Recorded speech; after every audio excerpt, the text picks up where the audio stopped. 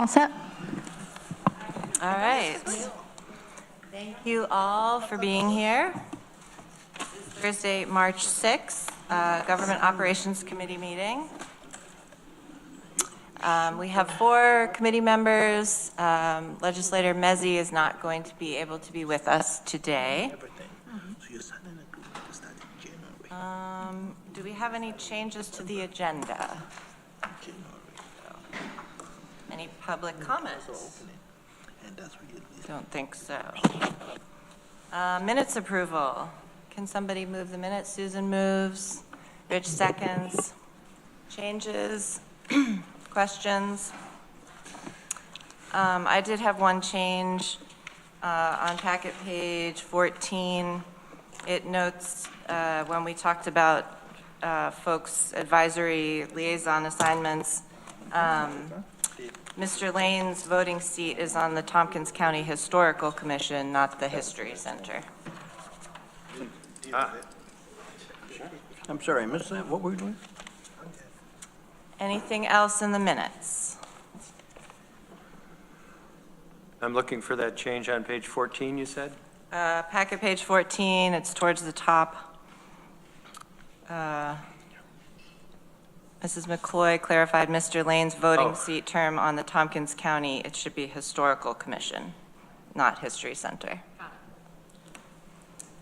And I think we've got that.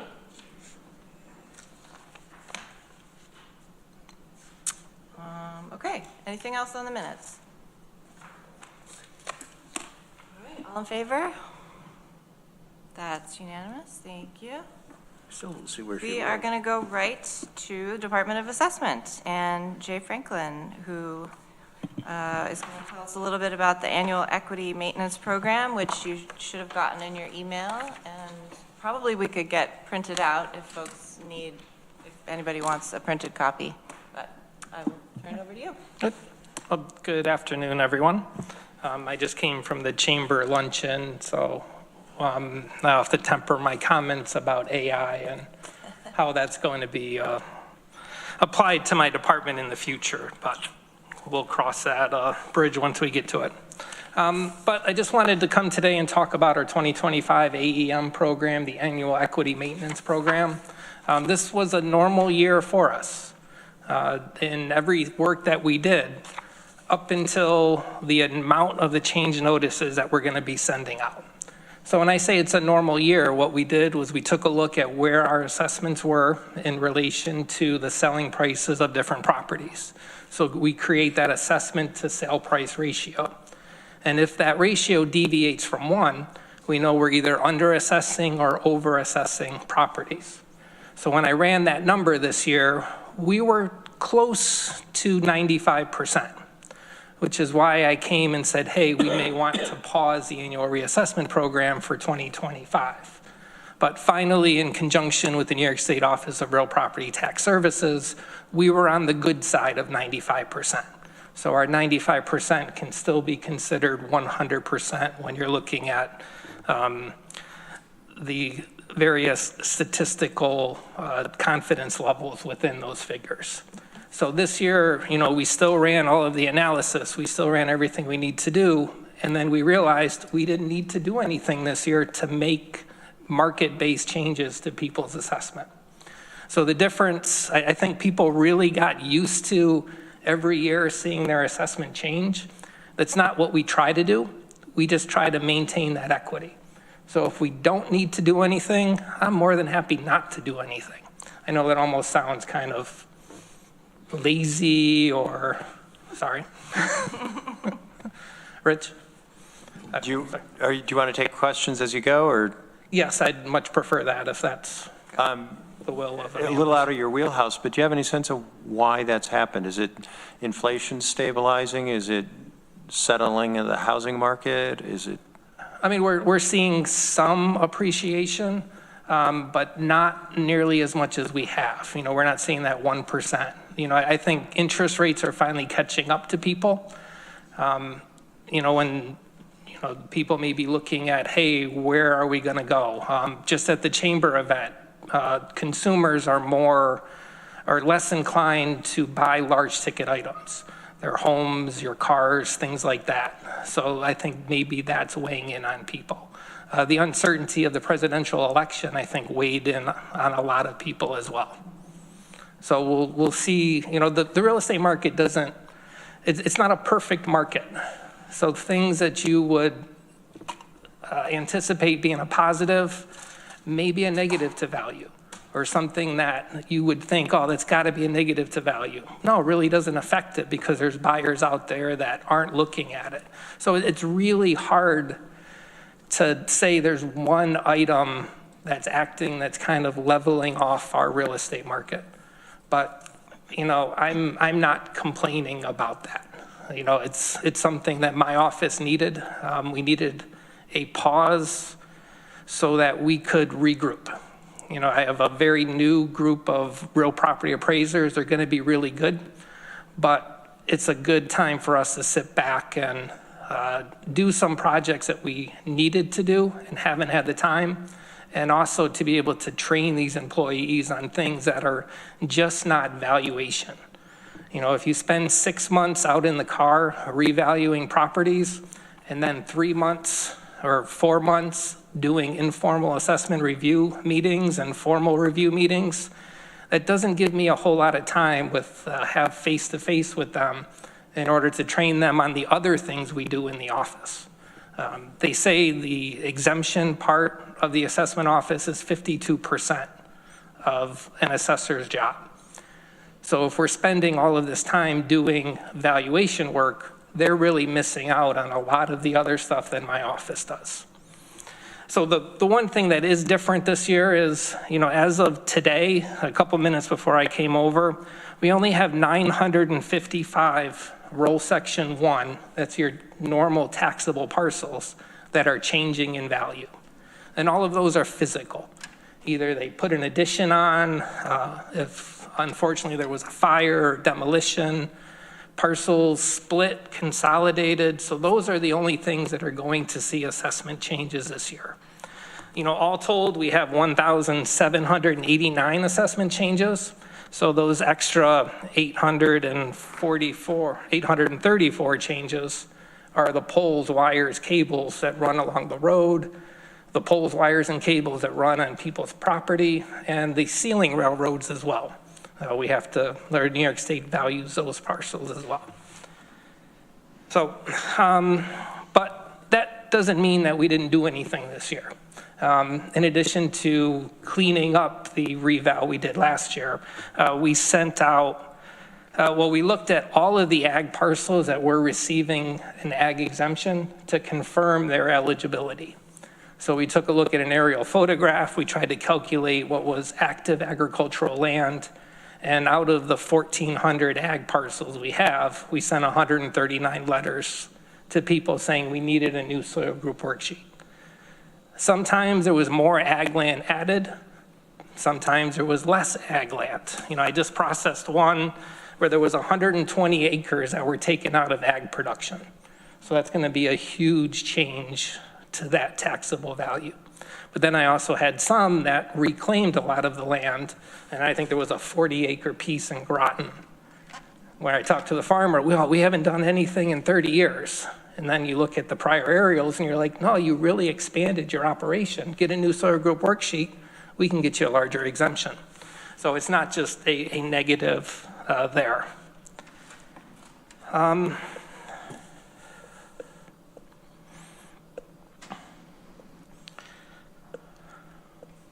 See where I was going. We also started to standardize how our commercial properties are listed within our database. So our state database doesn't believe in apartments that are 4 bedrooms or more. Being in this community, we have a lot of apartments like that. So way back when, I created an access database to value all of our commercial parcels.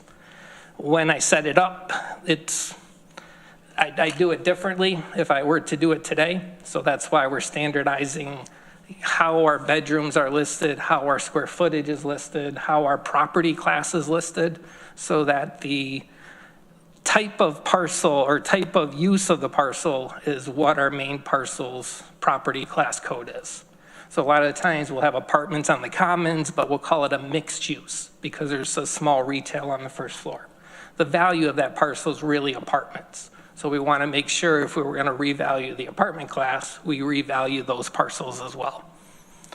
And then as part of our performance dialogue, we sat down with all of our appraisers to say, what do we need to do?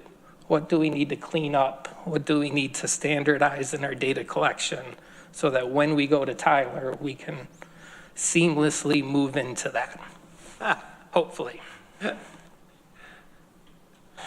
And then for future years, and this is something that I haven't had time to bring course up to speed on as to what we need to do for the next couple years. We're going to start our conversion in October of 2025 to Tyler, and it's going to be intensive. You know, every person that I've talked to that has converted to Tyler, if you don't put in the work up front, you're going to get a bad product at the end. So we're investing a lot of money, at least in my mind. I realize in some of the other projects that we do, you know, $350,000, it's pretty small, but in my mind, we're making a significant investment, and I want to make sure this conversion works. Because Tyler's product is going to be a huge benefit to property owners. They'll be able to see what we do, have access to all of our data, the data dashboards that'll be updated on a real life, real-time basis. No one's going to say that we're not transparent. They still might disagree with our process or what we do, but they can't say we're not transparent because everyone's going to have access to our data. And at your 2 ledge meetings ago, when you opened up our assessment data again online, that's just one more step to make this transparent. But with this, I have kind of our future planned out. For 26, we're going to start the residential data collection, start reviewing commercial properties, get into our conversion, start looking at more residential parcels, more commercial properties, then we can fully convert in July of 2027. And then after that, we will need a 2 years in order to do another county-wide revaluation. And then with this, what I also want to do, last year I came to county administration and said, what do you want from me? What do you want from our department? Do you want us to be the best in New York? Do you want us to be the best in the country? Do you want us to be the average New York assessor? And, as I was thinking about that, I'm like, that's probably not the best approach. It's going to be, what sort of reassessment cycle do you want? So I'm working on a budget to stay on annual, a budget to do a 3 to 4 year cycle. And then what I don't think it's really anyone's choice, what would it look like if we went back to an every 10-year revaluation cycle? In 1970, 1980, 1990, we did revals. And then we kind of went, technology caught up and we were able to do annual. But annual comes at a price, both financially and mentally for staff and for the public. So we're going to have to take a look at which cycle is the best for us and what we want to do, considering all of the constraints that we have. But that'll be done very shortly. Once we send out assessment change notices next Friday on March 14th, we're going to do the same process. We'll give people a week to get their notice, schedule informal assessment reviews for us, and we're going to hold those, March 24th through April 4th. And then we'll file the tentative roll on May 1. What? Wow, time keeps flying along. Questions, comments, concerns? Rich? So the import is basically, you're saying there's really not very much drift from last year's values to justify going through the whole exercise. Correct. And, when you look at, the market went up 5%. So what's really the difference between a $200,000 house and a $210,000 house? There's not a whole lot of variation within there. If you're looking at, especially in today's real estate market, when you adjust your sales to try to get to your subject parcel, you're gonna get within that range anyways. So even if we said, all right, we're gonna increase everyone 5%, that's still within the range of value when you're trying to determine what that market value is. So it's really, it would be an exercise just to make a change. And that's not what we do. We make deliberate changes to reflect the market value of parcels, and a 2-3% change to make our numbers look good, not something that we want to do, especially when our numbers are already within that acceptable range. Mike? I don't know what other folks think, but I think we ought to be the best assessing unit in New York State. And I think we already are. And I'd like to see us stay there. Yes. Yes. And I would add, as necessary, I think we should do annual reassessments, but if we don't need to do it because we're close enough this year, and that would allow you to transfer to Tyler. And I don't know if you were just being a complete optimist on a seamless transition to Tyler. I don't think that will happen. Yeah, no, it's going to be a challenge, but it's, I'm so excited for this. And it seems, I'm an assessment nerd. Yeah, that's what I do. But, this product, it's what we've looked at for 15 years. It's like, ooh, that's what I want. I want the best for our office, the best employees. And I agree with you. I think we are the best assessment office because of the employees that I have. They deserve the best system to use, and they shouldn't be handcuffed by what the state has created for the average New York assessor. I remember the very first time I chaired this committee was about a month before COVID, and you presented to us, and we were talking about this issue, and I can't remember exactly what the discussion was, but I was definitely, you had already convinced me, I was only 2 years into my term, about 100% is the most equitable, fair way to do it. So I'm still there. Yeah, and I wholeheartedly agree with you, but I'm also a realist, and, I do watch your meetings, and I know all of the other areas and topics that we have, and, I'm just one of 29 different departments all looking to get a piece of the one bag of money of our county budget. So, we'll still be doing great work, and hopefully it's annual, but, we'll cross that bridge once we get to it. Yep. But that's, it's definitely not the norm in New York State to have the support that I have here at the legislature to do the right thing and to maintain values at market value. That's unheard of, so pat yourselves on the back for that. Well, I would just say it's also due to some good communication, because the assessment information that you send out to share with people in our districts, I think those are fantastic. I mean, I learn a lot from them, but I hear from people in my district how much they appreciate hearing from you. Yeah, and Thank you. I want to do more of them. I'll get a newsletter ready to go, and then I get waylaid, and then I miss out on a topic. And so it's, if I could just put numbers in a newsletter, that would be so much easier than trying to create explain them, words. yeah. And, well, I'm more of a numbers person than a words person, so. Mike? I just wondered, you and I were talking about it before the meeting. Do you want to comment on this case out of Schoharie County? I think Corsa sent it to us, if I'm not mistaken, about the solar assessments.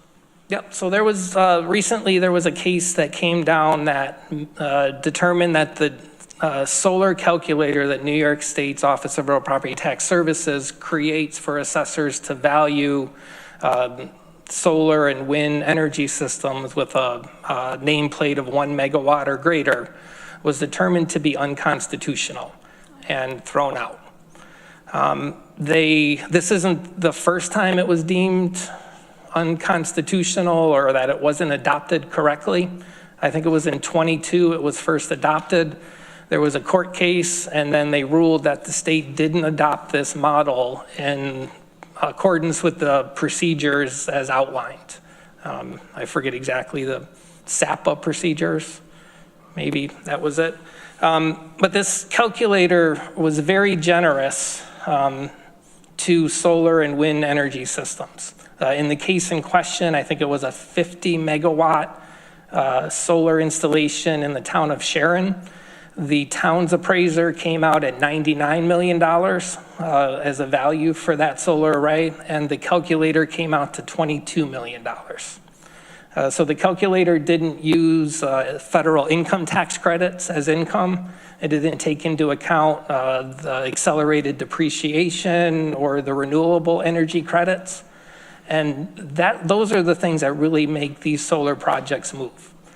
So the Supreme Court judge in Schoharie County threw out the solar calculator, and unfortunately I missed the webinar today about with Dylan Harris speaking about it, but I'll get the replay and take a look at that calendar, because now there's uncertainty of moving forward. So now I'm going to have to revalue our 35, 40 solar arrays that we have within the county to reflect their true value as opposed to the value determined by that calculator. So it'll be fun.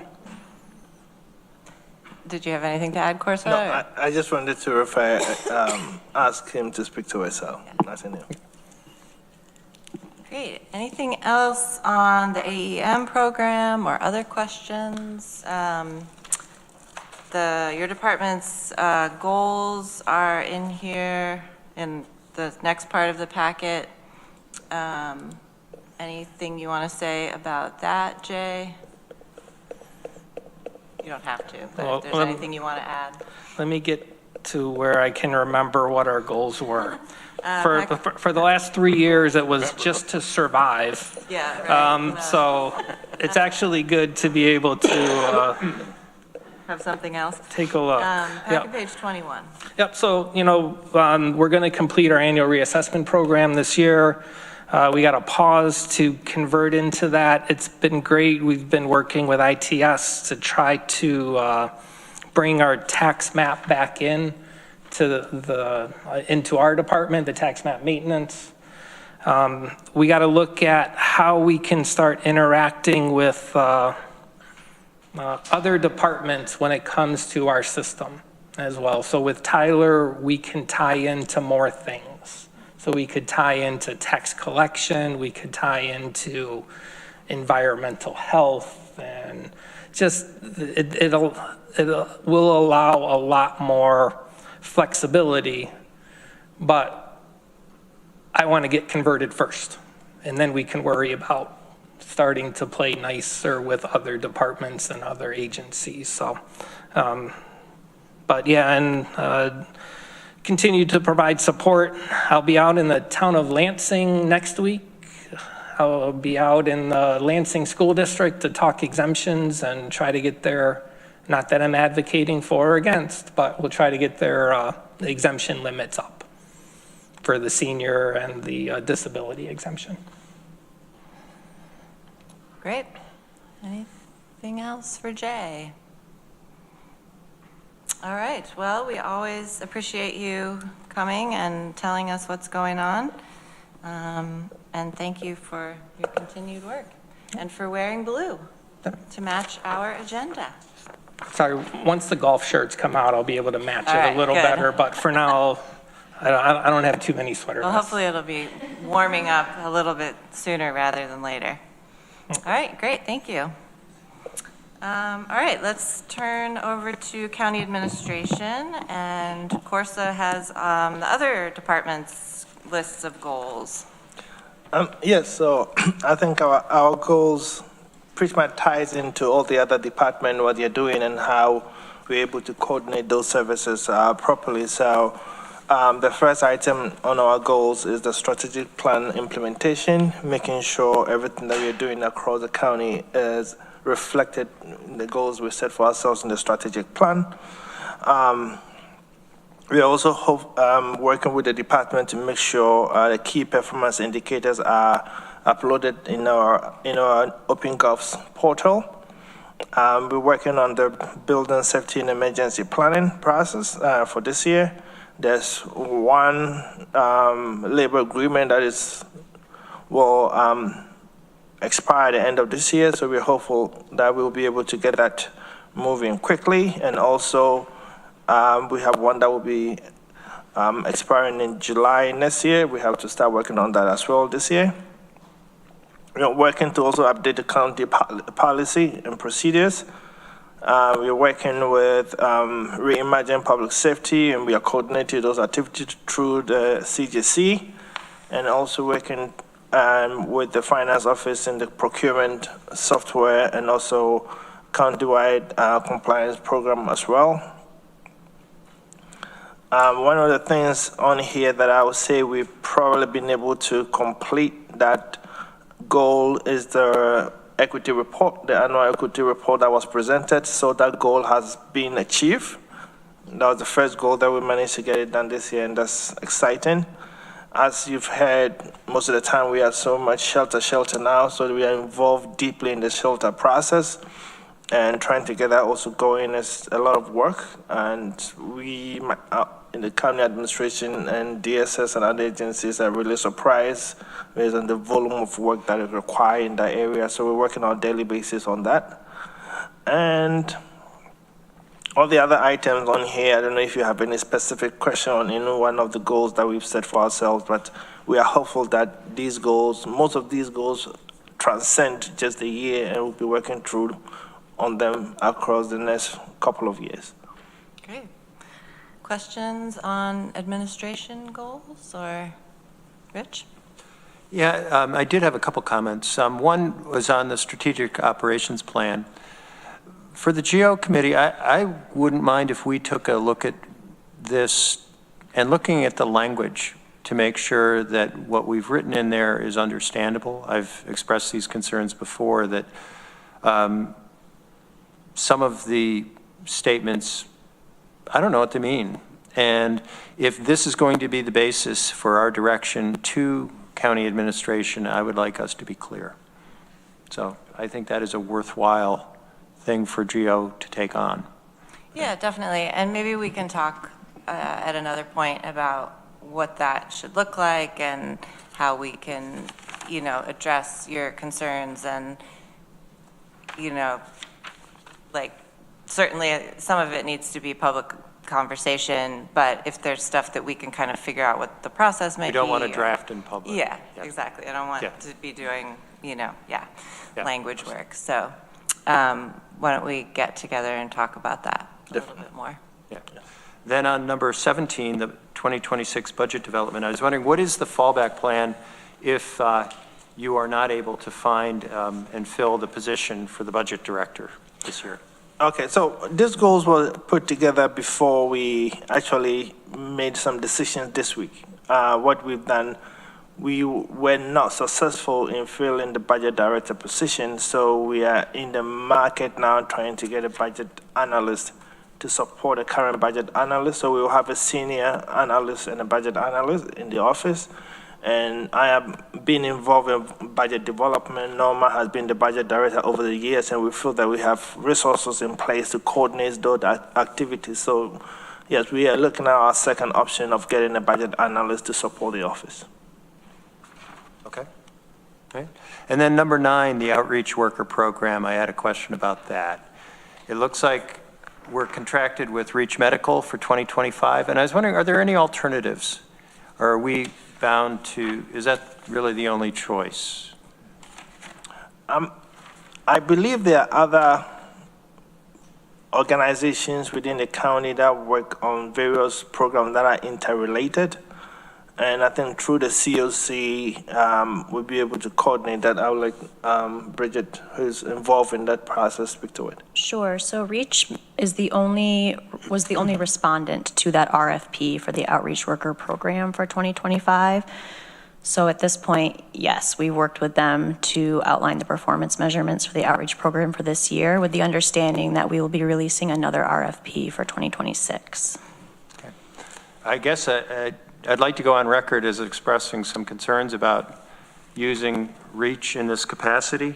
At our last meeting, we had the medical director of REACH, our last legislature meeting, come and share information with us in public comment on regard to our discussion about involuntary treatment as a possible recommendation to the governor.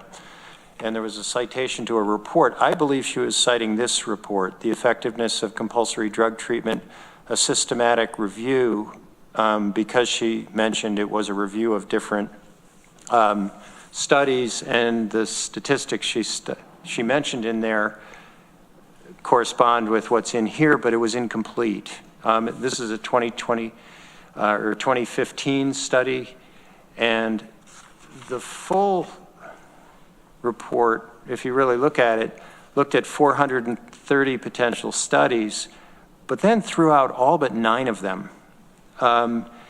And she referred to these 22 and 33% statistics because there were only 9 studies, and she left out the ones she didn't like. So she was not giving us full information.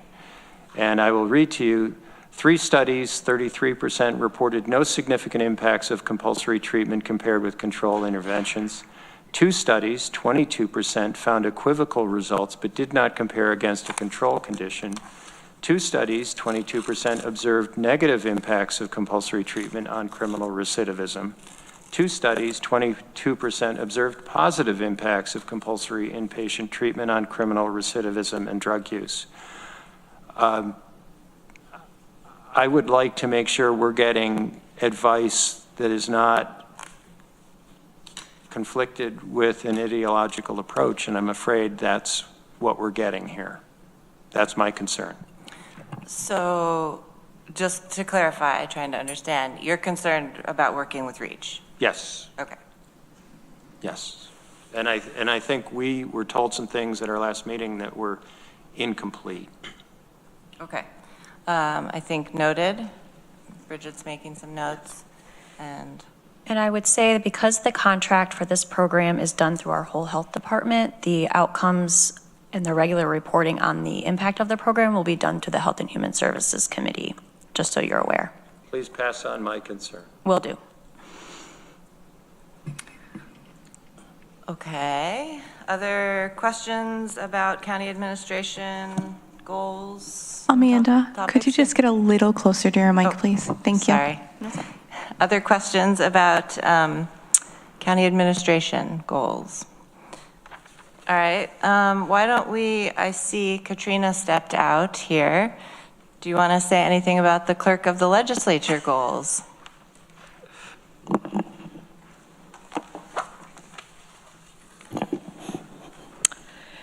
Yes, we're going to continue on moving to our new software, and hopefully mid-year we'll be ready to do that. We're reviewing all the templates in the office to ensure all the language, that's part of our equity indicator, to make sure all the language is in compliance with that, and we're developing some manuals within the office for succession planning. And we're going to prepare for a 16-member legislature in 2026. Right. That takes a lot of preparing, I think. So if anybody, department heads out there have any ideas and stuff, please send them my way, and I will compile that information and work with Amanda and others to make sure we get them onboarded. Yeah, and I think we talked about this a little bit last time, maybe Rich brought it up, and I think there was a couple other legislators who had some ideas, and so we'll make sure we keep talking to Katrina about what that onboarding from our perspective looks like. Any other questions for Katrina? All right, well, thanks for jumping in. No problem. Let's look at the county attorney. Maury, tell us about your goals. Good afternoon.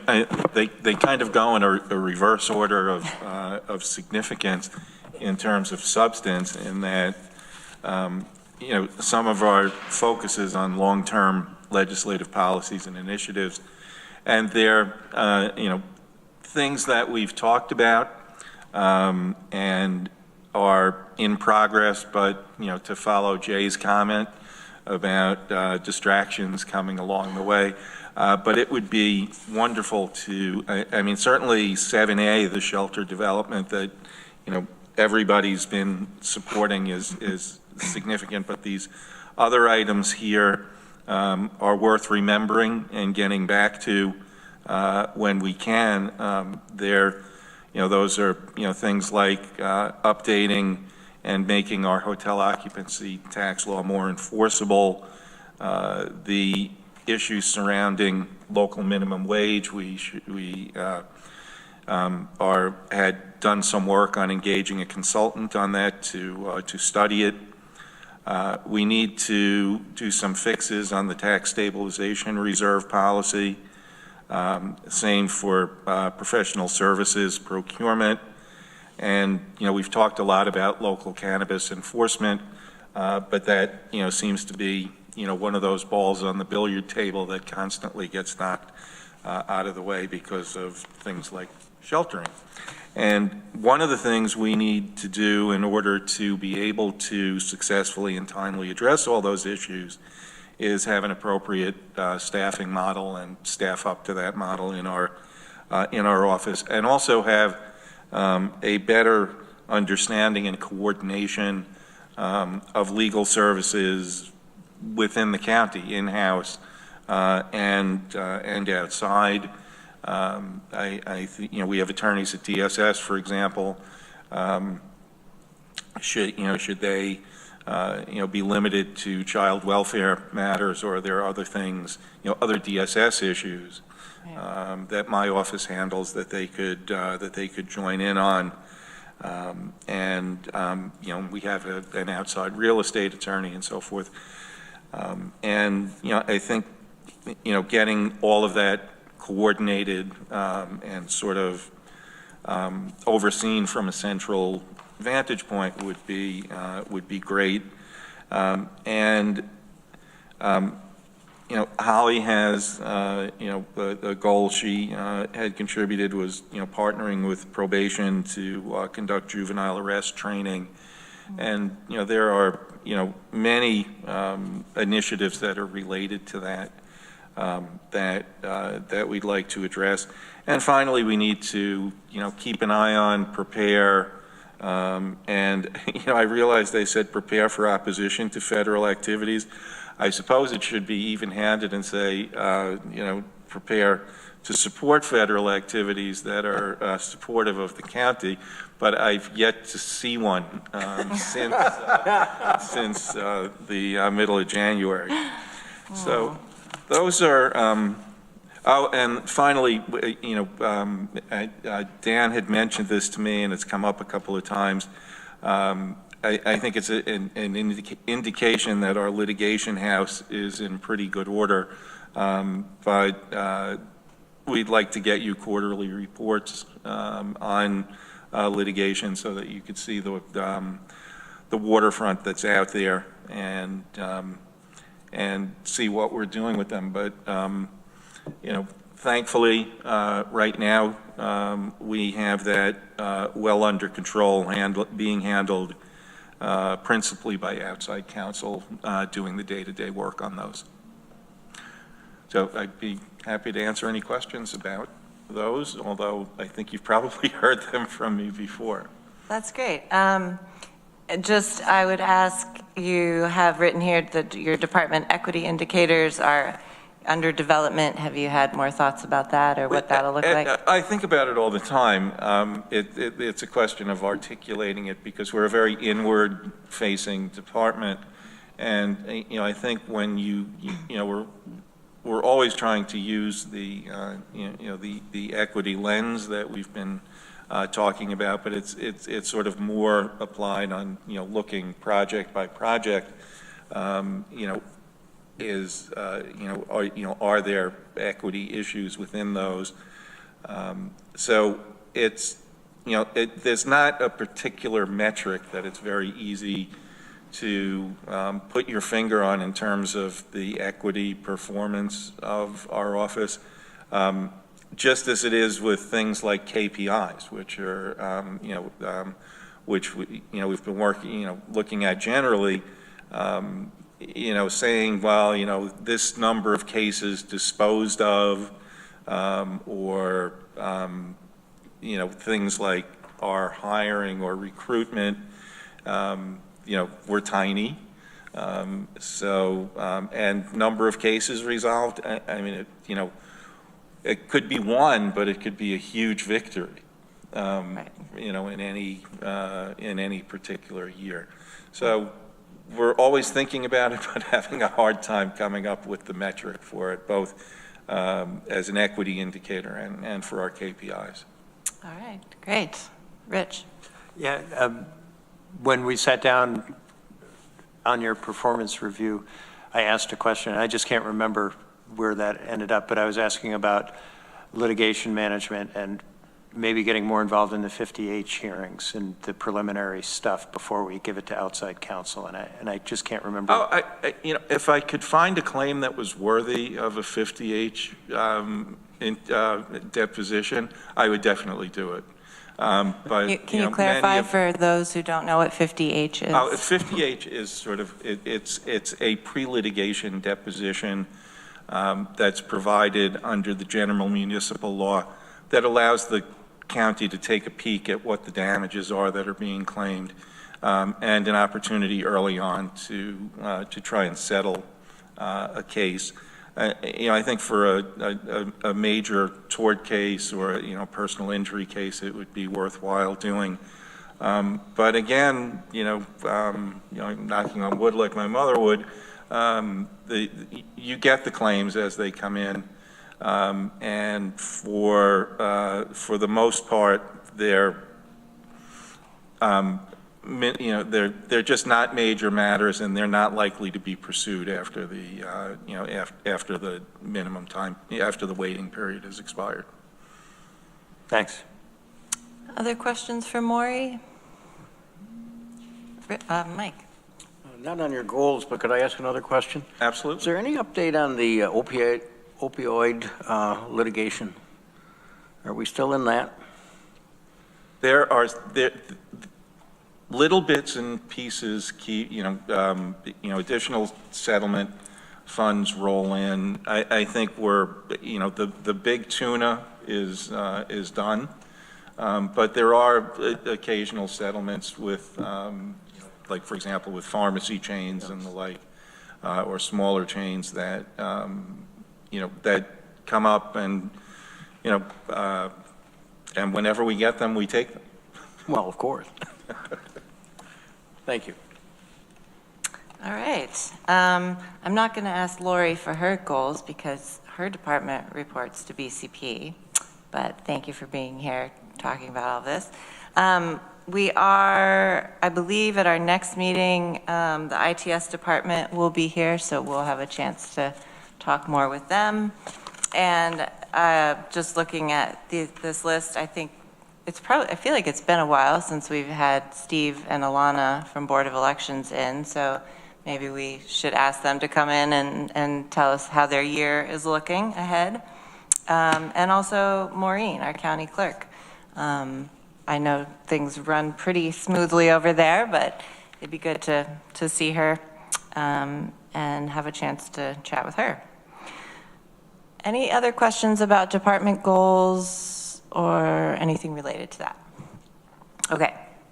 All right, let's move along. And we had some, over the past year, as you all remember, you were all, no, were you were on the committee last year, Rich? Yeah, I've lost track. And I did want to note for the record. Yes, thank you. Thank you to all who matched the agenda today. We will be rising up in the team spirit rankings? I wasn't informed of the uniform. So You were on the email. I sent the email, but that's okay. Next time. I'll fix myself. Next time. It's just, we're going for the trophy again, so. No, it's absolutely not a requirement that you wear the agenda color. No pressure. So last year we spent several months talking about, reading sections of the charter and talking through that, thinking about things that would need to change just in general or based on the changes coming next year with redistricting. And our clerks took note of that, and there were some things that we wanted to bring forward sooner rather than later, right? I'm looking at Katrina. I kind of see this as if we gather all the changes that we're looking to make and we can do it in one local law later in the year. Okay. There was one section of the charter that needs to be updated reflecting the salary for the vice chair, because we passed a resolution last year changing that, so Right. the charter needs to reflect that. And there was discussion last year of reviewing the county administrator duties and what can be delegated. So Right. those are the two sections. The other, Mr. Lane asked for the number of legislators to be looked at in the Right. charter and changed. So Okay. those were the three areas that I had noted that we would like to update. Update. Okay, so then what do you feel like is the timeline for that? Whenever, or sooner rather than later, or? Early fall. Okay. If we have everything ready, we can do a local law, except for the number of legislators, if we need to do that by permissive, I can't think of the word. Referendum, then we would have to take that into consideration. Okay, so there was kind of the questions that we came up with last year, and then there's Mike's question that's This year, maybe yeah. a little bit separate. Mike, do you want to say something to Yeah, that? it could be a part of a bigger package, but only if Maury determines that we don't need to go to general referendum for that. Yeah, I can report on that. I can report on it now. I was going to say I could add it to my report. We would not need to proceed to referendum because we are a charter county, and there are a couple of appellate decisions out of the second department. I prefer it with the third, but there's nothing to the contrary in the third that indicates that where a county has a county charter, its determination of the size of its legislature and reapportionment process and so forth is determined by the charter. So if the charter doesn't include a referendum requirement, then we would not need to hold either follow the permissive referendum process or have a mandatory referendum. So it could just be done by local law like we make a lot of other charter changes then. Correct. Okay. Thank you for looking into that. Oh, you're welcome. Yeah, thank you. And so I always trust the clerks because you know what's going on, and I will trust that you will bring this forward at the appropriate time, and I don't have to make sure it's in my brain. Yes, the only thing before we prepare the local laws, we should probably discuss the county administrator roles. Okay. Because that would be, I have no idea what the Okay. committee would like to suggest for that. Okay. All right. So that's something we should look at in this committee. I can prepare that for next month, and then we Sure. can take it from there, and Okay. then we can prepare the local law as needed. Okay. What, Excellent. if I could just add to what I had said before, is anything that we do now in terms of the structure of the legislature would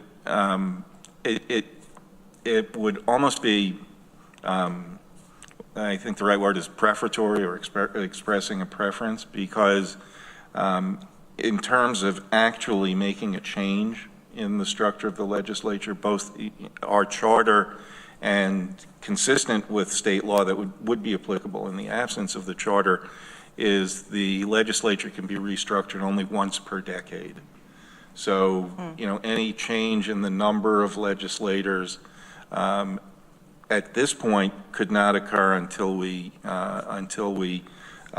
next decennial census comes out in 2030 or 2031. So it would be, if we pass a local law now, it would say this doesn't start until. Right. And then the legislature at that point in time could say, we changed our mind. We really want to have an even number and Well, switch they it. can always do that, Yeah. Okay, that's interesting. Thanks for sharing all of that. Other questions or comments about the charter changes we want to make this year or how to go about that? Okay. All right, great. Okay, the next thing that we wanted to... I just wondered if that salary for the vice chair is retroactive. I was vice chair for 10 times. I don't think so, Mike. Darn. Good try, good try.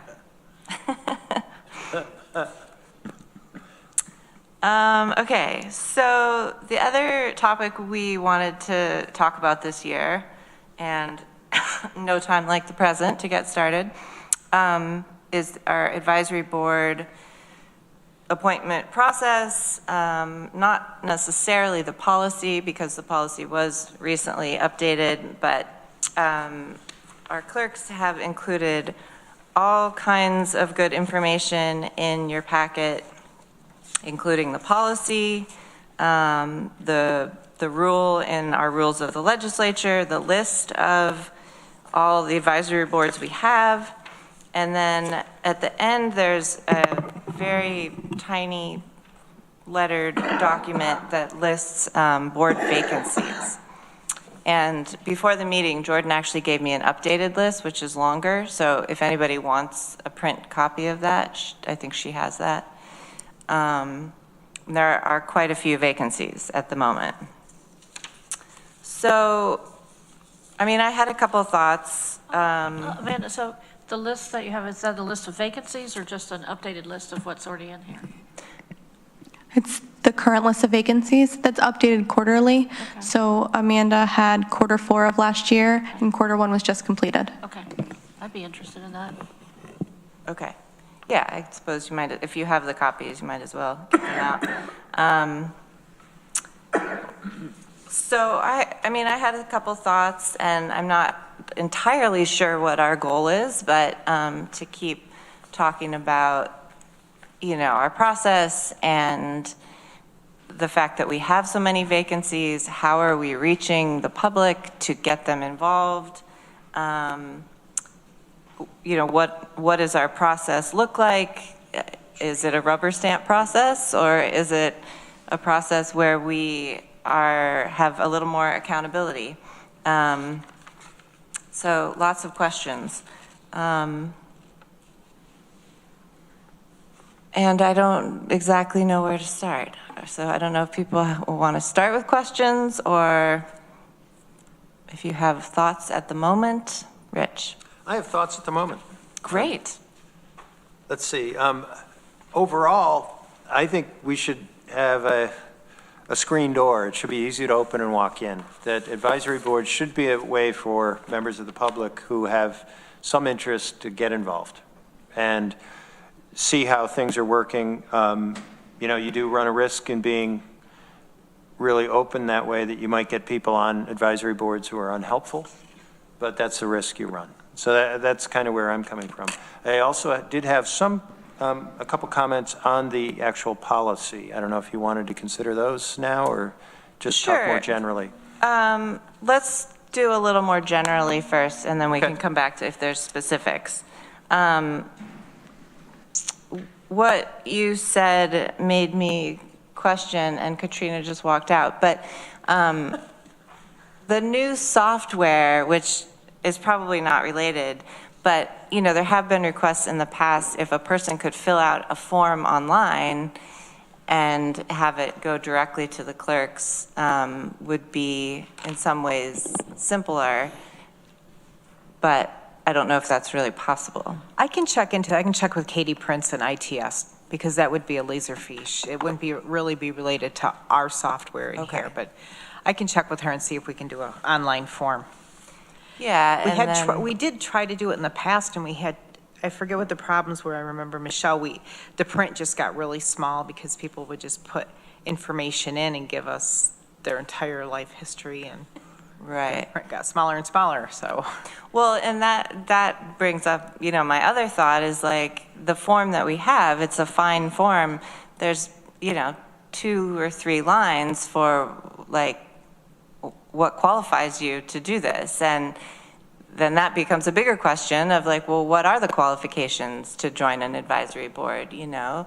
I mean, a lot of times it may just be somebody who's interested or has, you know, a little bit of background in this and they want to be involved and volunteer. So, yeah.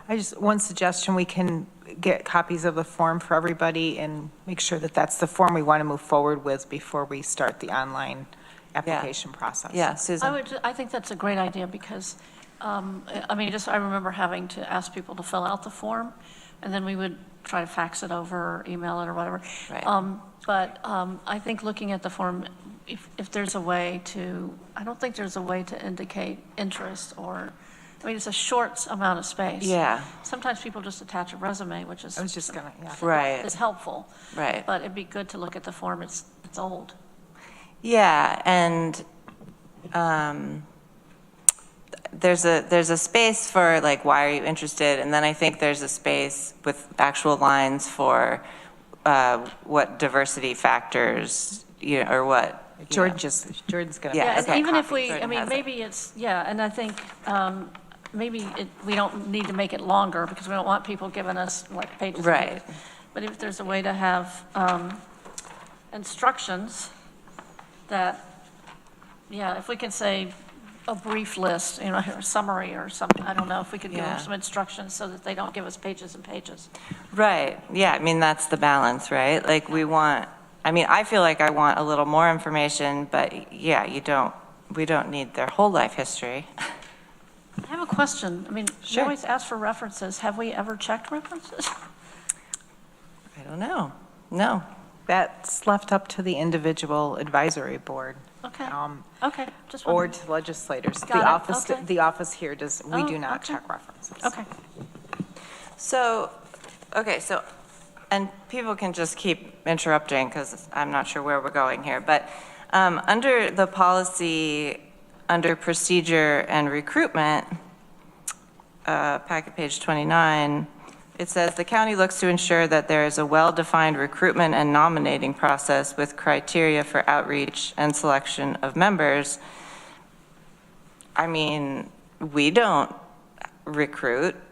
You know, the boards may have a nominating committee. And that differs from board to board. That's Right. in their bylaws. Right. Mike? We do recruit now and then, like for TC3 trustee. Right. But say for the EMC or the COFA board, I mean, the COFA board is one of the ones on here that has many, many vacancies right now. And I think they don't have a nominating committee and they really struggle to get folks to join. Rich? I was wondering if we could invite Monica to come join us, put her on the spot. Yeah, sure. Come on up. Because it does seem like we're not doing the job we might be doing in terms of marketing the advisory boards and alerting the public to all of these openings. And it seems like this is a web page or something that we could point to on a regular basis and say, hey, go check the opportunities to bring the public in. Yeah, yeah. Yeah, so as we're talking about, the new website that has just been launched a couple months ago, that's obviously a big part of what I'm doing right now in reviewing content and accessibility with. Monica, could you get a little closer to your microphone? Thank you so much. Sure. I'm going to turn over Sorry, here a I little bit. mispronounced your name. That's My all right. apologies. So there's certainly an opportunity. I know there are places on the website where the advisory boards are listed, for instance, and they might be at different places on the website. So for somebody to take a look at, well, what is available overall, like what opportunities for volunteerism with local government.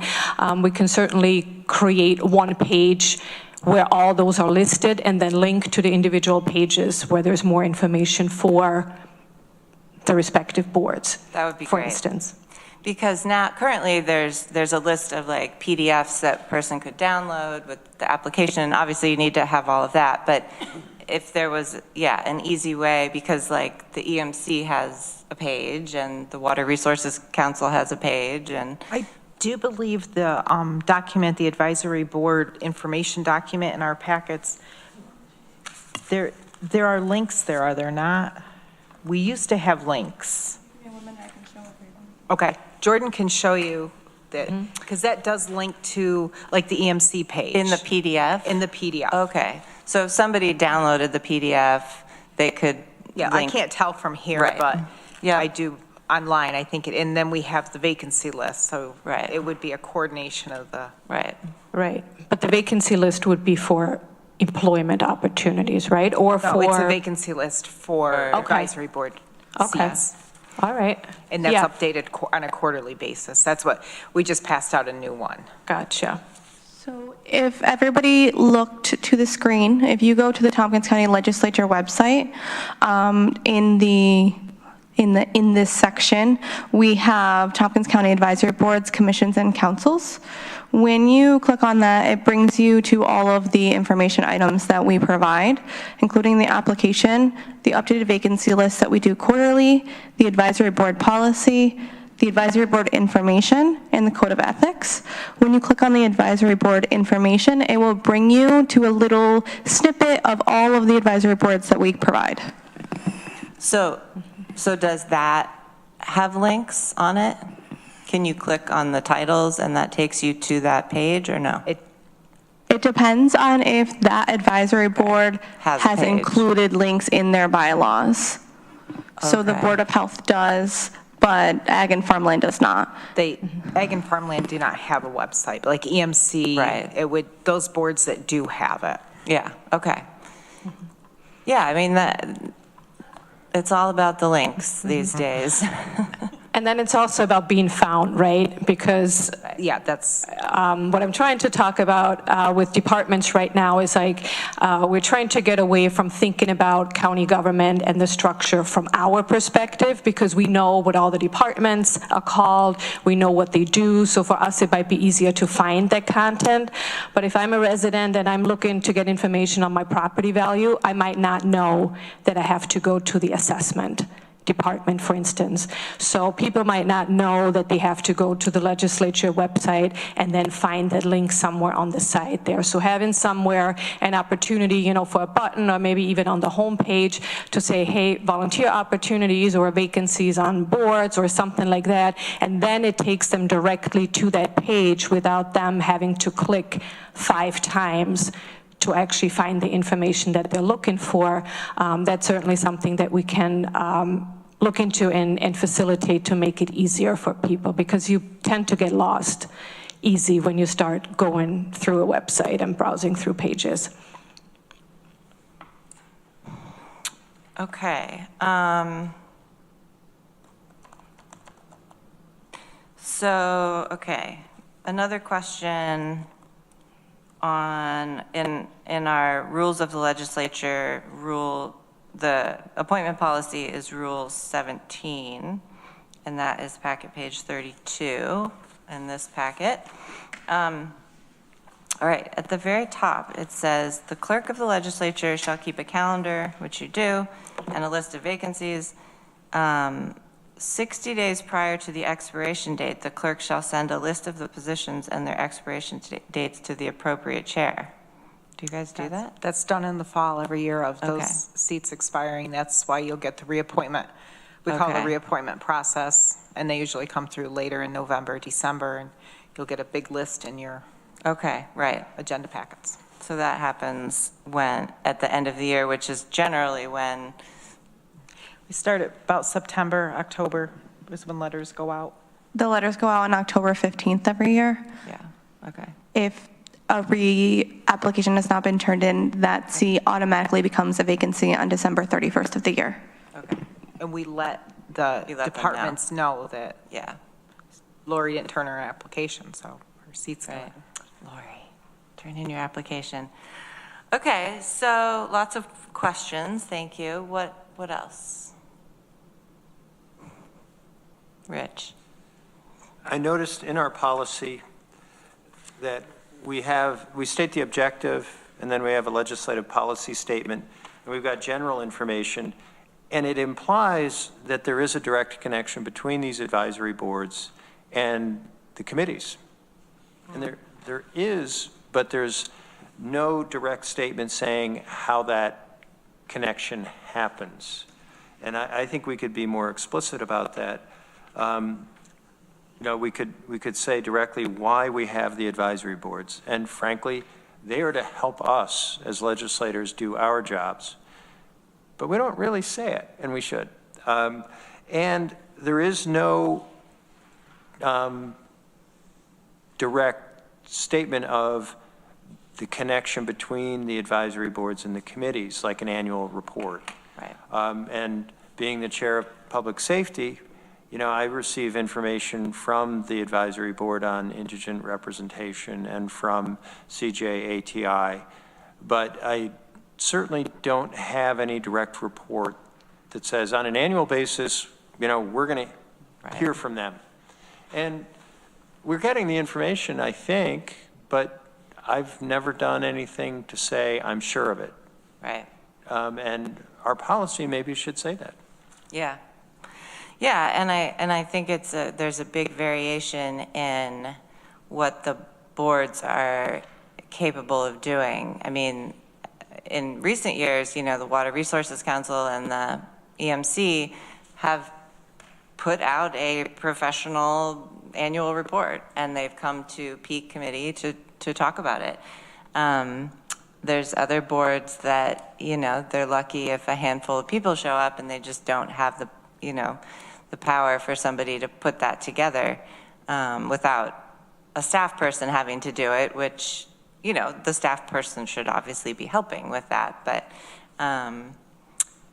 But it begs the question, it's kind of a tree falls in the woods and nobody's there to hear it. Right. If you have an advisory board that is not influencing a committee in some way, or at least trying to, Yeah. are we wasting their time? Right. Yeah. What exactly are they doing? And, you know, I mean, I think on all of them, there should be a legislator liaison. So that's the other sort of connection. But that again, you know, if the legislator isn't attending all the meetings or they're not fully invested, you know, they may not be bringing information back to their committee either. So yeah, it's not perfect, but if there's a way that we can spell it out a little bit more and say that we, you know, our preferences and having that connection be a little bit stronger between advisory boards and committees. Yeah, let's talk about that a little, some different language. Susan? Just brainstorm. First, I see that the list of vacancies was already in the packet, so I'm sorry for asking for that again. No, this is, the one that Jordan handed out was a new one. New one, oh, okay, good. It's I thought, updated, oh, duh. and it's longer. Okay. So, but I was thinking, because, you know, it's too bad there's not some sort of training of board chairs when they're newly appointed to explain some of this, because I don't know that a lot of people get asked by an existing board member to apply to be on a board, so they don't necessarily see this information. Right. And I think it would be really great to have all the organizations listed here to make sure that they have copies of this. Right. And I don't know, I mean, thinking about, I mean, we could think about how to organize some sort of training for organizations. I don't know who that would be, but I mean, brief, like an overview of here's the county policy. You know, we want you to engage with the legislature, and you know, here's how you can get more people to be on your board, advisory boards, and here's what the responsibilities are. So I mean, something general that explains this so that they can continue to carry that out. Yeah. Is there, when someone joins a board, not necessarily as a chair, but when someone joins a board and they have to sign their oath of office, are they given this policy? Are they So it was an update this year that they are currently given the bylaws that they're applying for. Okay. And all like submitting information, say you wanted to come speak at Peak, if you were on an environmental board, when that information is due. But we could certainly include the policy as well. That might be a way to do it, yeah. We could create just a packet of information. This is from the rules of the exactly Yeah. what you have in the packet and the Yeah. policy and their bylaws, and just send it out. As for training, that's something that we've always left up to the individual board or Yes. the individual Of department. course. Right. But I think a packet would be great. Yeah, I mean, even, yeah, just getting the policy and that, you know, so they're reminded, like, this is, you know, a county position, and these rules apply to you, and, you know. They are this- currently given the code of ethics, so. Yeah, and the code of ethics, yeah, so, And also a requirement that they have to take the sexual harassment training if they join a board. right, right. That's true, yeah. But I think, to your point, Susan, I mean, yeah, I think ideally, someone becomes a chair of a board after they've been on the board for a little while, but they still may not necessarily know how to be a chair, so that's kind of could be a weak point, you know, that, but yeah, that's not really something we can necessarily do, but we could, you know, recommend that the board has trainings or, you know, other things to So I think, educate. you know, it might be that it's something the Human Services Coalition could do, because they do a lot of training. Like they have, if you're a chair of a board, or if you're the executive of an organization, how do you work with the board? So, I mean, you know, there are ways to do that. I'm not suggesting, it's just an interesting thing to think about how we could make people more aware. Something I'm interested in. Yeah. Rich? Broader thing, kicking around in the back of my mind, was trying to put together a list of like 10 ways to be a citizen. And it's broader than this. It'd be like, how do you recycle? You know, how do you be a good recycler, but also are you registered to vote? Do you know who your representatives are? You know, do you know how to go speak at a meeting? And I've been thinking, how would you put that list together? But this could be one of them, you know? Yeah. Yes. You know, are you aware of the advisory board openings? You know, city, county, town, village, you know, where is your interest? Express it somewhere. That's a great idea. Yeah, and I mean, I feel like on those postcards that Dominic sent out the past couple of years, I think there was a link to the advisory boards. Yeah, there was, yeah. But going back to this idea of marketing, Yeah, That's this a might be great something GO could kick around is, yeah, say, 10 ways to be a good citizen. That's yeah. a great idea. I love Every that. once in a while, I have a great idea. love that I have a lot of idea. bad ones, too. I'll share those as well. We like your good ideas every now and then. Every once in a while.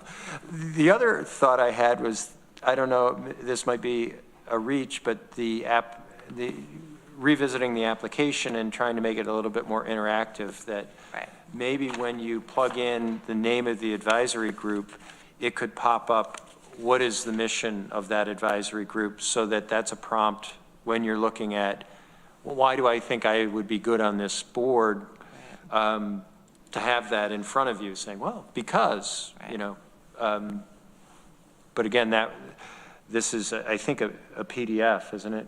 So it's, Currently. yeah, it's not, that might be a reach and perhaps more effort than we're ready to put in right Yeah. now. But a good idea. I mean, that's. See, I'm the- on a roll. I'm on a roll today. You're on a roll. You got any more? Yeah, but. Won't start talking about Washington right now.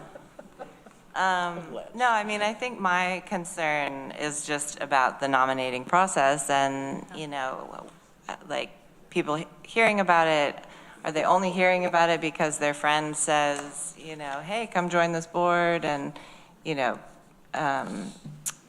how are we reaching people, and how are we, as legislators, approving them?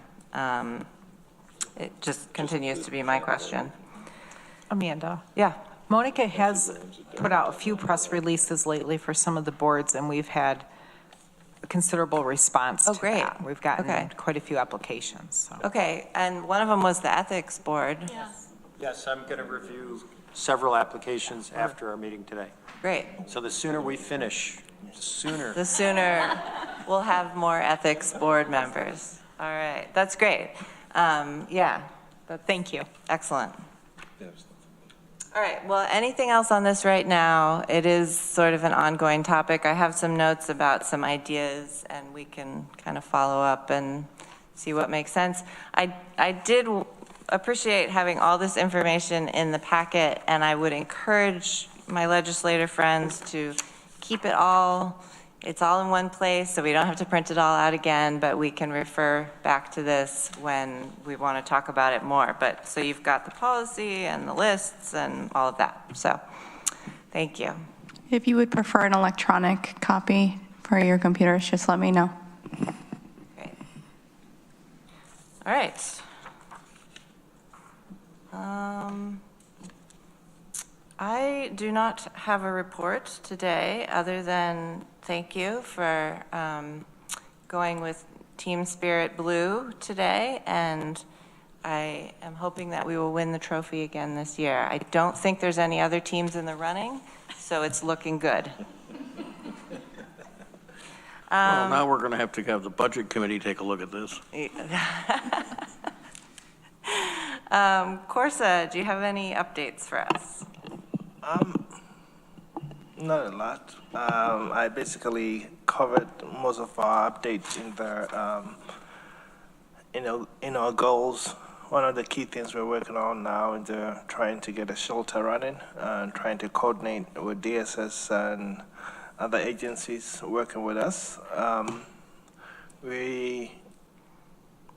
There have been a lot of questions regarding the county's relationship with the OTDA and all those pieces, and they will be attending HHS this month on the 19th for more of an engagement. So if you would like to attend that committee and ask questions as well, at the moment they indicated that they will not have any specific presentation, but they will be available if there are specific questions that we have for them.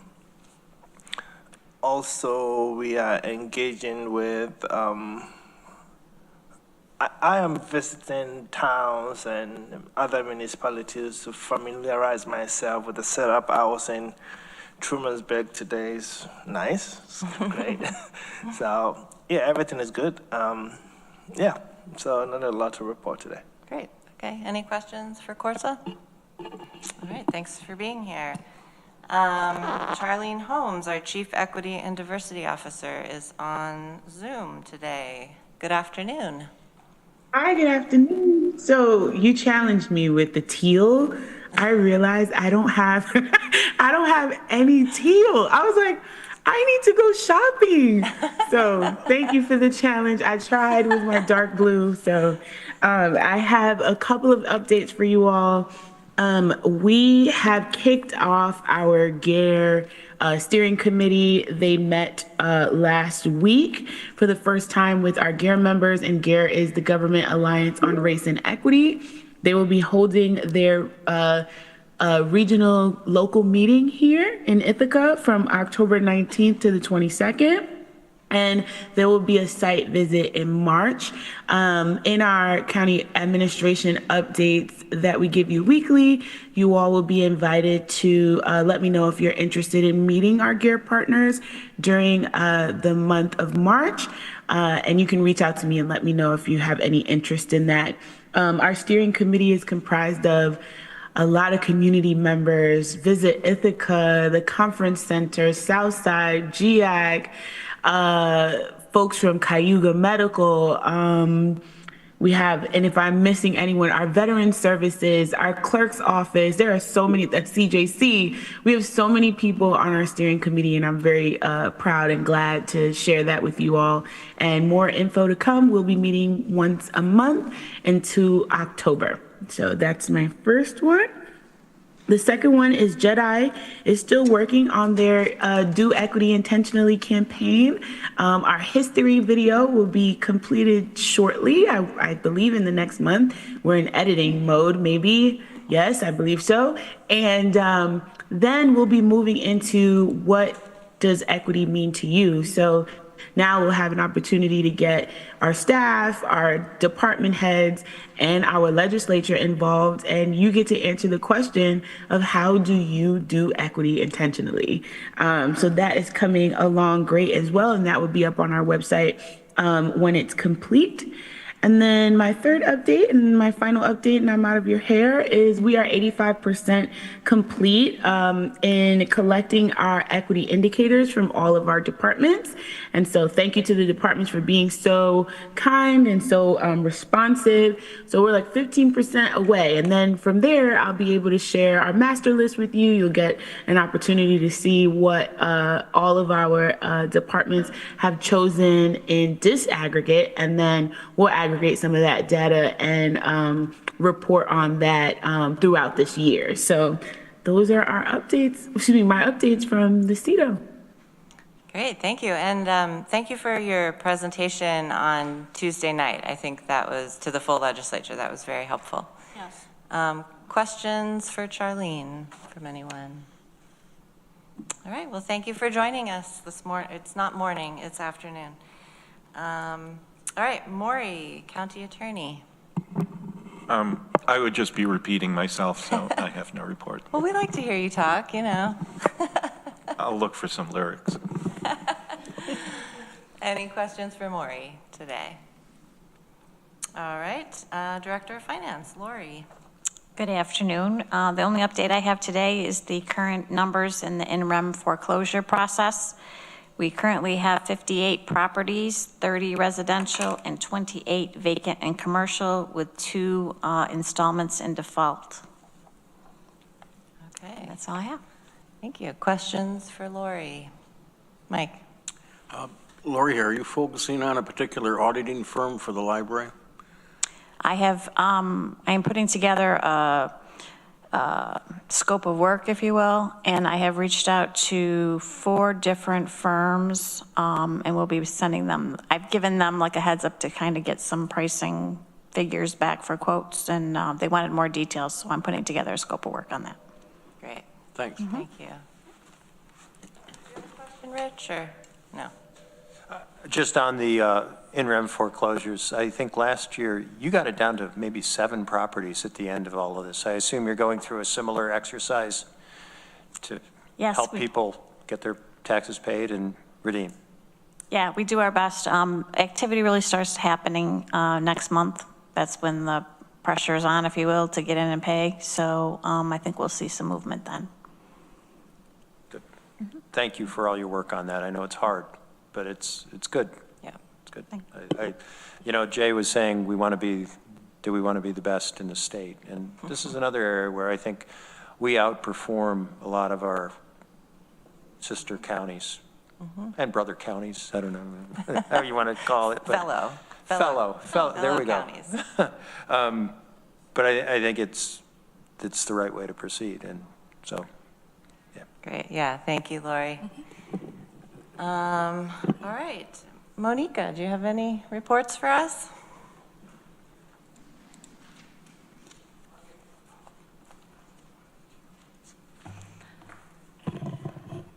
All right, I have a little bit more to say than last month when I was here only for a couple of days. Monday was my first month anniversary. All right. And a lot has happened through them. I'm learning names and faces and locations. My head is not exploding yet, but I take a lot of notes. And so I've started my meet and greet tour with the departments. I'm scheduled with almost all the departments in the county, and I've started this week meeting with them individually at their locations, learning about their services and the programs, then also the communication needs that they have, the tools that they're currently using, because we do have some tools at our disposal here on the county level, on a enterprise level, so when it comes to graphic design or survey tools. So I want to make sure that some of them are already using it, but I want to make sure that they're aware and that they're able to access it if they ever need them. We also have a group, it's called the Communications Roundtable. So those are all sort of public information officers from the departments, anybody who has something to do with public communication, and we get together once a month. So we just had our first meeting yesterday and just got to know each other and talked about some things that we want to discuss in the future, and that's going to happen on a monthly level, on a monthly basis, basically to get together and be on the same page as it comes to communications, you know, internally, but also externally, and that we can support each other. In terms of media relations, I've distributed some press releases and newsletters. I helped some departments with that, and also with the legislature with some of those openings at the advisory boards. I'm also tracking media, as hard as it is to do that by hand. And just for information, since I started here a month ago, I've collected 50 articles, and that does not include the articles about the ICE incident. So those are just articles about any departments, legislative actions, anything that has to do with county government and the things that are happening here. And why I bring this up is because we talked about this with the other communications people too. It's really hard to track that information by hand, and it's very time consuming. And so we were talking about services that are out there that do that automatically, and not just for articles, but also for social media. How is the county or the county departments, how they are being talked about on social media, the sentiment, which is often really important. And something like that could help us also get ahead of some topics when we see that they're trending online, and that's something that's really hard to track on your own, you know, by yourself. So we're looking into some services that could potentially help with that, and that would be on the county level, but it could also really, on the granular level, help the departments with tracking their reach and tracking their news coverage, and help them with decision making in, you know, certain decisions where they're going or where they're placed their focus on. So that's just for looking ahead a little bit. I'm also providing graphic design support. Again, we have very good software that we can use for that, and not all departments use them themselves. So I've assisted with recruitment flyers for the 2 commissioner positions, and then also for the shelter, for like how to access shower facilities. So those are some of the things. Also, the Board of Election is soon starting their new voting sticker contest. So I'm working with them on updating the information for that and the surveys, and having all the stuff updated for this year. And then a big part of my time focuses on fine-tuning our website. So we have a lot of talks with department about wanting to look at best practices for content creation, for structuring pages, for naming conventions when it comes to documents and images. That's really important for ADA compliance. Also strengthening the search functions for people who are coming to our website and looking for content, and sort of what we talked earlier, not about by department, but about what they want to do. People want to complete a task, and they want to complete it as quickly as possible, and how can we facilitate that with the website and with the different search functions that we can offer. Also making sure that there are no broken links. That often happens when you migrate from one system to another, because people don't like that either. And then there have been some requests for migrating content from some departments that, for whatever reasons, have not been migrated initially. So that's something we're trying to figure out right now too. And so when we talk about equity and accessibility in communications, what we're talking about here, and I just wanted to give you a quick understanding of, when it comes to the website, for instance, you know, we want to consider when we create content the reading level of the audience, the languages. We're currently working on translating website content into 8 languages. That's its own bear of a project by itself. And then ADA compliance is also really important, so making sure that our YouTube videos and live streams have captions, for instance. And I just learned that we hit our 1,000 subscriber mark, which allows us to actually have captions in live streams. And then also keeping in mind the standards for individuals who peruse our website with assistive devices. So that's really important. That their experience is equitable. And also when people come to public meetings that say the assistive listening devices are up to par, and that our audio and video equipment is doing the best it can for people who either come here to listen or are at home listening there. And that takes me to our media production support. Rob, who's always with us, even though we can't see him, he's been doing some work on videos with the EMS department and youth employment. He's also helped with streaming some of the meetings for departments. He's doing portrait shots for departments upon request. He helps with some website updates. And he keeps me up to date with all the AV needs that we have here so that all our meetings are running smoothly. I've also attended for the first time the Public Information Advisory Board. And so there we talked about also member recruitment and what we can do to get more people interested in that. And so the idea was floated of someone doing an op-ed in the paper talking about that group and what it does and why it's important and how people can participate. And I think that's something we're pursuing in the near future. And then finally, last but not least, I'm also at some point going to review the budget for the things that I'm responsible for, familiarize myself with the contracts that we're currently holding and the expenses that are associated with that. That's it. That's it? Yeah, that's it.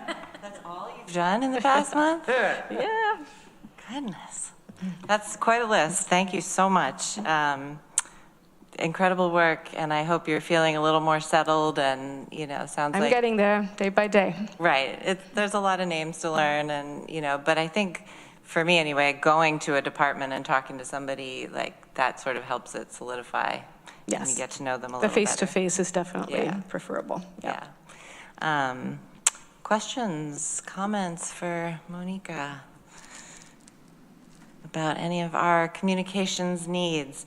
Well, just, as we talked about earlier, are there any ideas you have or things that you feel like ways that we can get the advisory boards out into the public eye a little bit more and getting more applicants to all of them?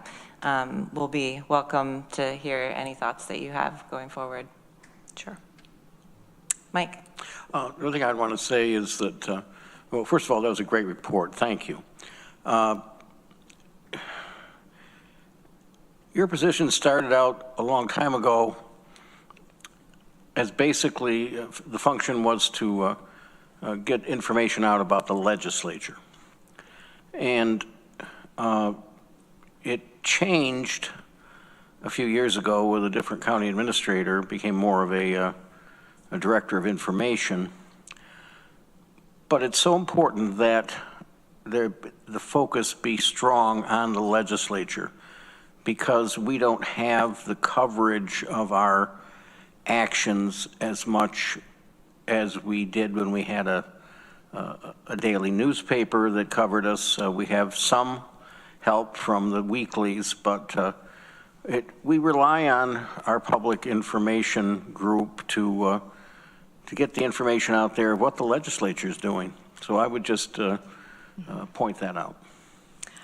And I failed to mention that, even though that was probably one of the first thing I did, was the legislature highlights that I've done a couple times now, so I can't believe I have that not on my list. But yeah, I hear that, yeah. But, the committees and the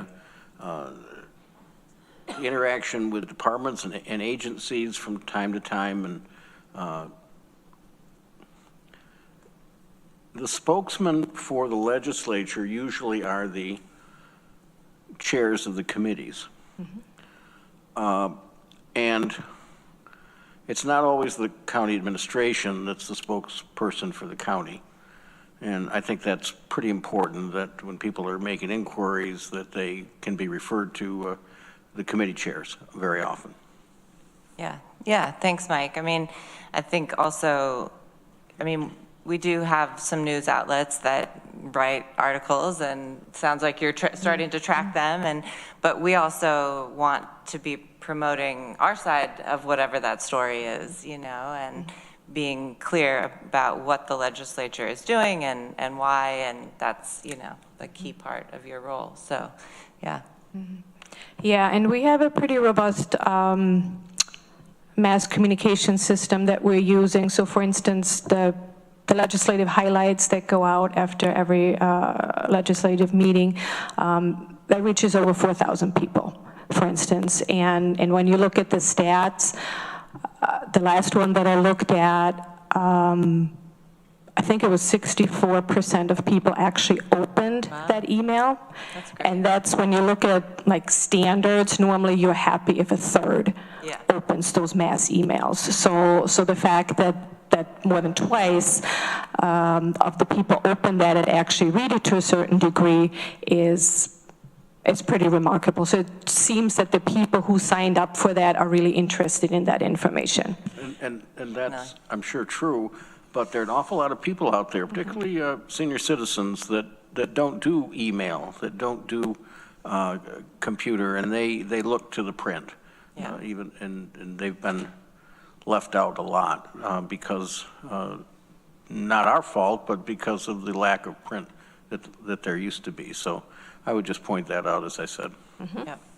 Susan? I just wanted to say that when I first joined the legislature, I would take meticulous notes of everything, and then I would go and write a report to send to my district. But then the legislative reports started to come out, and I just automatically share those with the Civic Association listservs in my district. I get such a great response from people. They really appreciate getting the legislative summary. I get lots of questions, they're like, oh, I've got to go find that out. But I think they really appreciate it. So it's a lot of work to sit through a long meeting and summarize it and get it in a form that's understandable and figure out sometimes we talk about a lot. So, but it's, I think, really essential. I mean, I hear regularly from people in my district that they appreciate those summaries. So thank you. All right, anything else? Thank you so much for being here. Any committee members have anything you want to bring up at the moment? Mike? Before pandemic, from time to time, our legislature would meet with the legislature of Cortland County. At one point, we were doing a luncheon twice a month, or not twice a month, twice a year. Wow. Because, for example, we share TC3, and Cortland is, we've always had a good relationship with them. And I just wanted to bring up again, do we want to look into that at some point, whether we want to renew any of that or not? And I'm not volunteering to start it, but I would be glad to make a couple of inquiries to see whether there's any interest in Cortland to do something like that. Rich? I remember those meetings, and I thought they were useful. It certainly gave us sort of a mini NISAC look at issues outside of our immediate boundaries, but because of TC3, there was a particular connection, and I'm wondering if a lunch at TC3, even in the cafeteria there, would be something just to do that even once would be good. I could put out feelers if the committee wants me to. Yeah, I mean, sure. I think that could be interesting. And, I don't know what their terms are like or if they're going to have turnover in the next year. But, maybe sort of establishing, like saying, hey, we want to do this, and then next year when there's new legislators, you should continue it and meet again, you know? They reduced the size of their legislature. And they lengthened their terms to 4 years a couple of years ago. Okay. And by the way, their county administrator is retiring at the end of May, according to the paper. Okay. Interesting. Yeah, I mean, if you're willing to ask that, a couple of folks there, if they would be interested, I'm sure we can, you know, ask folks here too, and maybe we could set something up in the summer or something like that. Okay. I just wanted to bring it up. All right, anything else? Anything else at all before the committee? Thank you all for being here. It's good to see you. Maybe someday the sun will come out again. Maybe not. Oh, it's snowing. Yeah, Oh. yeah. Okay, well, on that note, we are adjourned. Enjoy the snow. Snowing?